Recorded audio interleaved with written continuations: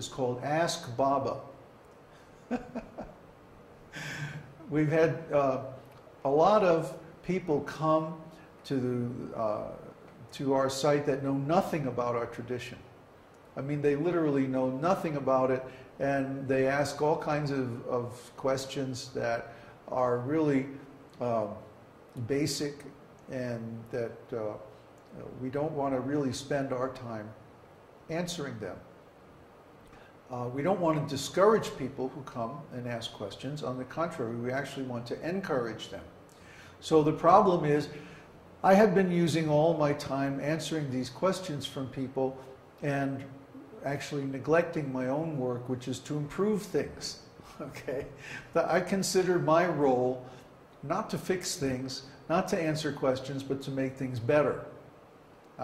It's up to me to design where we're going in the future and to implement all those plans.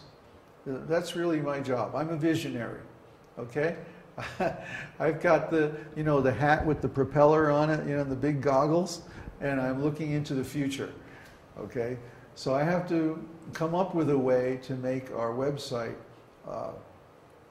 more responsive to people's questions without entangling our time and energy in answering all these different questions.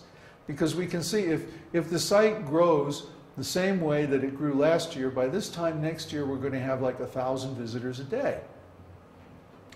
And at that rate, I mean, it would take 3 people like me spending full time just to answer all the questions. And, that's not going to happen. So we have come up with a plan that we called Ask Baba.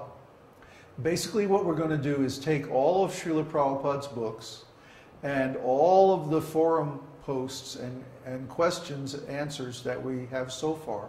Plus, I have a large collection of unpublished Vedic literatures, Sanskrit scriptures and so on. We're going to put all that online and make it into a searchable archive. And then we're going to put an interface on it that allows people to ask questions and get answers based on, well, not only what people have asked and answered before, but also the complete Vedic literatures. So it's going to be similar to a customer support site or something like that, where you can go and look at a list, you can enter your question, and then you can see a list of similar questions and answers. And if that doesn't answer your question, then you can submit a query and search the Vedic literatures, the complete Vedic literatures, and also all the questions and answers we've had so far.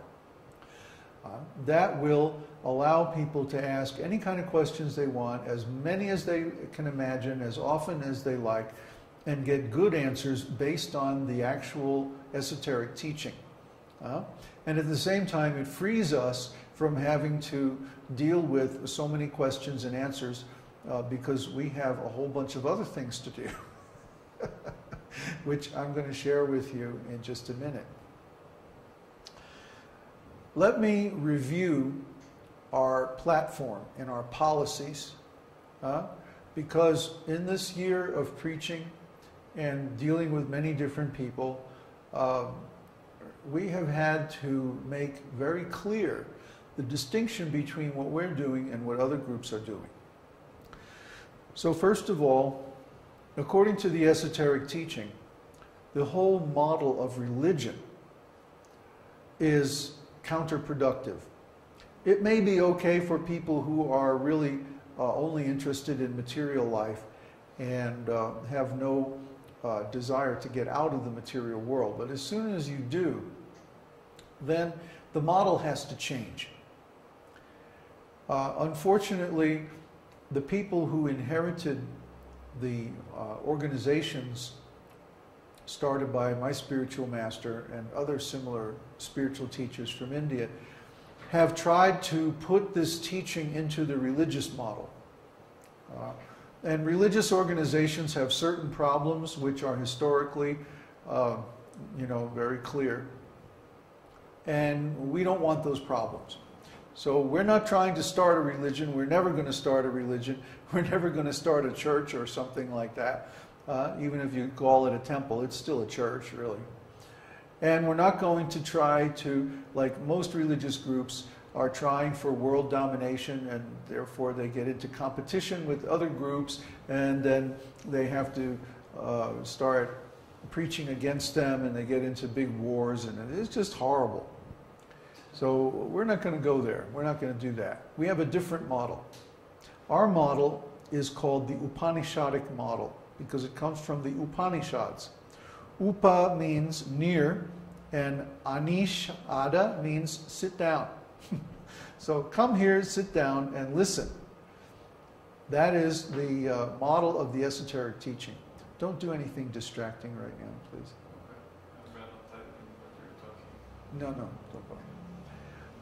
So the Upanishadic model means that the student has a personal relationship with a self-realized soul.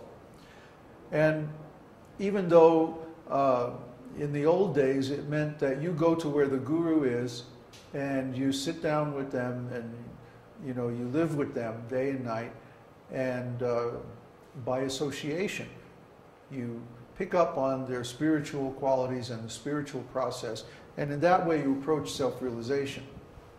The Upanishads are basically a collection of questions and answers with a self-realized soul. So one should have the ability to ask good questions and get good answers. Not from dogma, but from realization. So like that, we are going to use technology to extend the presence of the self-realized soul, of the guru, of the esoteric teaching, so that everyone can have access. And at the same time, we, personally, physically, are going to create a situation where those who are qualified can have literally face-to-face interaction. In other words, we are going to establish a retreat in a rural location where we can live the lifestyle of the Vedic esoteric teaching 24 hours a day. And that's why we want to change the website so that it doesn't require so much of our personal effort and work to maintain. We had planned to do this sometime next year, and now those plans have become much more refined. We're talking about doing it by the middle of next year. So by the middle of next year, I will no longer be here in the Mexico City. I will be out in the country somewhere, in a very isolated rural location. We'll still have internet. So we'll still have these gatherings once a week, or maybe twice a week. We'll still have the ability to do online spiritual counseling and like that. But we will not be living in a city location. We'll be living way out in the country someplace.